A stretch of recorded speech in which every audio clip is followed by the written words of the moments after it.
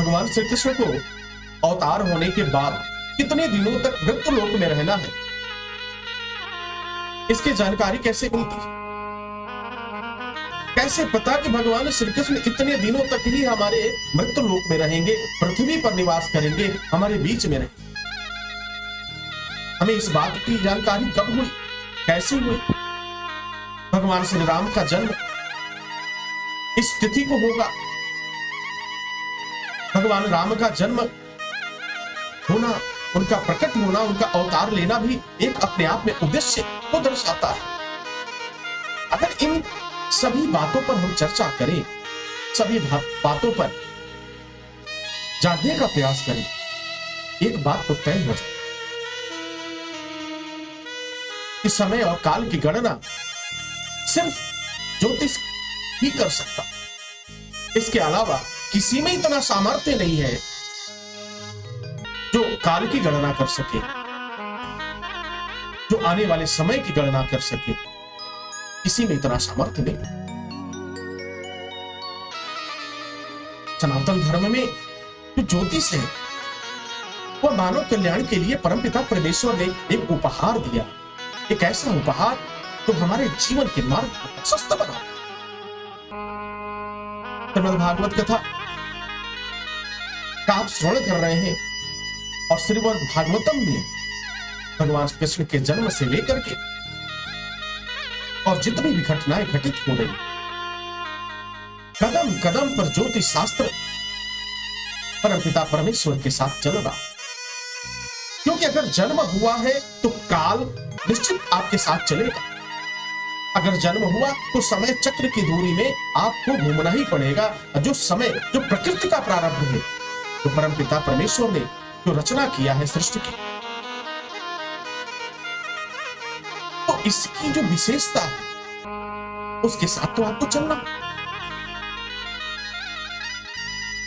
और यह यात्रा आपकी सुखद हो, यह यात्रा, इस यात्रा में आपको कोई परेशानी न हो। तो परमपिता परमेश्वर ने क्या किया? हमें एक ऐसी विधा दे दी कि इस विधा के आधार पर तुम अपने हर एक पल को जान सकते हो, हर एक घटना को जान सकते हो।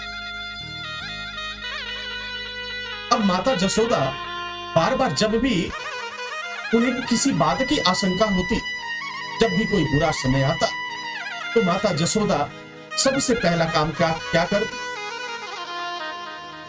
गुरुजी को बुलाती, ज्योतिषाचार्य को बुलाती और लल्ला की बार बार उसकी जन्म कुंडली दिखाती।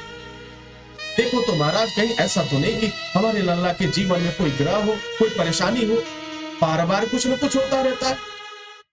जबकि देखो, मां का हृदय जो है,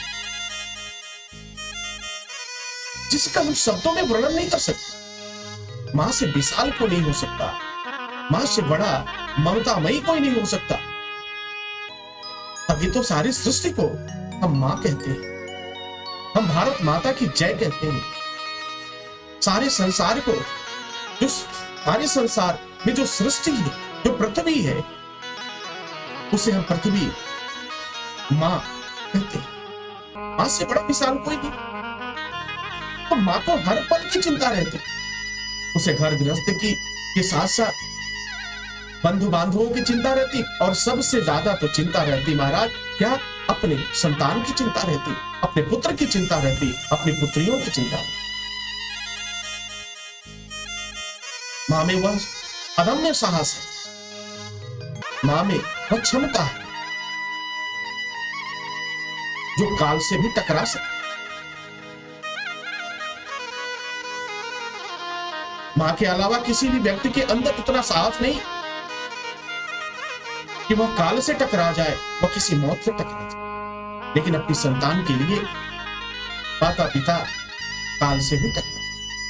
तो जब माता जसोदा बुलाती, नंद बाबा भी चिंतित होते। कई बार तो कहते हैं कि पगली व्यर्थ की चिंता करती। सुनाने गुरु महाराज ने क्या कहा? ये साधारण बालक नहीं है, ये नंद रानी, ये साधारण बालक नहीं है, ये तो जगत पिता है।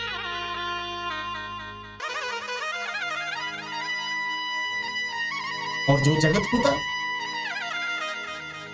सारे संसार के ग्रह नक्षत्र को निर्धारित करता है,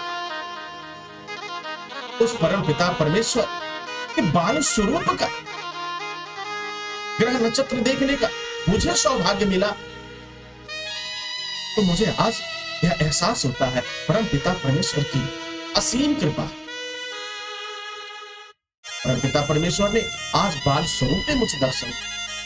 ज्योतिषाचार्य गौरवान्वित होते, तब जाकर के मां के हृदय को शांति मिलती, उसे एक संतोष मिलता। परंतु फिर भी कहीं ना कहीं एक बात कचोटती है कि कुछ तो है। कभी बैल के रूप में कोई राक्षस आता है, कभी कोई स्त्री के रूप में आता है, कभी कोई पूतना बनकर आता है। तो मां को तो चिंता होगी महाराज, मां को तो चिंता होगी।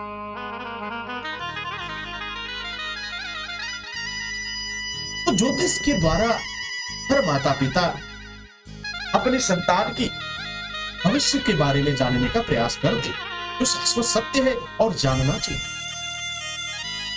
बुद्धिमान वही है जो अपने जीवन को एक नई दिशा देने के लिए उसके उतार चढ़ाव को समझने का। अगर आप ऐसा करते हैं तो निश्चित रूप से परम पिता परमेश्वर की दृष्टि आपके ऊपर